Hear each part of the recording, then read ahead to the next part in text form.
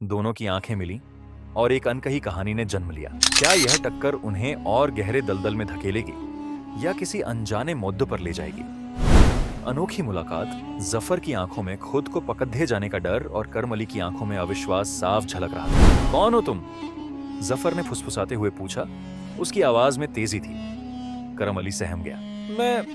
मैं तो बस यहां से गुजर रहा था, उसने हकलाते हुए कहा। तभी अचानक हवेली के अंदर से एक कुत्ते के भौंकने की आवाज आई और रोशनी की एक कतार उनकी ओर बढ़ती दिखी। सेठ के चौकीदार जाग गए थे। दोनों को एक पल में समझ आ गया कि वे बुरी तरह फंस चुके हैं। भागो! जफर ने करम अली का हाथ पकड़कर खींच लिया। वे अंधेरी गलियों में सरपट भागने लगे। चौकीदारों की आवाजें उनके पीछे गूंज रही थी, लेकिन शहर की गलियां भी आज उन्हें रास्ता नहीं दिखा रही थी। जैसे ही वे एक वीरान कुएं के पास से गुजर रहे थे, अचानक जमीन के अंदर से एक अजीब सी चमक उठी। एक पल के लिए जफर और करम अली दोनों ही ठिठक गए। कुएं के अंदर से एक मधुर लेकिन गहरी आवाज सुनाई दी। घबराओ नहीं यात्रियों, नियति ने तुम्हें यहां तक खींचा है। तभी पानी से एक अद्भुत जल परी की आत्मा ऊपर उठी। उसका शरीर नीली रोशनी से जगमगा रहा था और उसकी आंखें तारों से चमक रही थी। उसके हाथ में एक प्राचीन सीप थी जिससे दिव्य रोशनी निकल रही थी। जफर और करम अली, जो अपनी जान बचाने की फिराक में थे, इस अकल्पनीय दृश्य को देखकर हैरान रह गए। तुम्हें न्याय की तलाश है, लेकिन रास्ता भटक गए हो, जल परी की आत्मा ने कहा। उसकी आवाज में असीम करुणा थी। तुम्हारी मजबूरियां तुम्हें गलत रास्ते पर ले आई हैं, लेकिन तुम्हारी नीयत साफ है।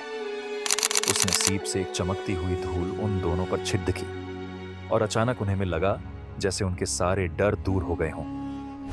बादशाह शुजाउद्दीन के दरबार में जाओ, वही तुम्हारी नियति का फैसला करेंगे। यह सीप तुम्हें रास्ता दिखाएगी और तुम्हारी सच्चाई को उजागर करेगी। चौकीदारों की आवाजें नजदीक आ चुकी थी। जल परी की आत्मा धीरे धीरे पानी में विलीन हो गई, लेकिन उसकी आवाज उनके कानों में गूंजती रही। जफर ने नीचे देखा तो उसके हाथ में वही चमकती हुई सीप थी।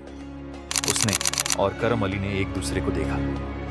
इस अजीब मुलाकात ने उनकी जान तो बचा ली थी, लेकिन अब उनके सामने एक नई चुनौती थी। बादशाह के दरबार तक पहुंचना और अपनी अपनी कहानी सुनाना। क्या बादशाह उनकी मजबूरियों को समझेंगे या उन्हें उनकी गलती की सजा मिलेगी? यह तो नियति का जाल था और वे उसमें उलझ चुके थे। अब कहानी में अनोखी मुलाकात हो गई है और क्रिएचर्स का प्रवेश भी हो चुका है, जिसने कहानी को एक नया मोड़ दिया है। अगला भाग बादशाह के दरबार और उनके फैसले पर केंद्रित होगा। क्या आप चाहते हैं कि मैं अगले भाग यानी दरबार में पेश और बादशाह का फैसला पर आगे बढ़ूं?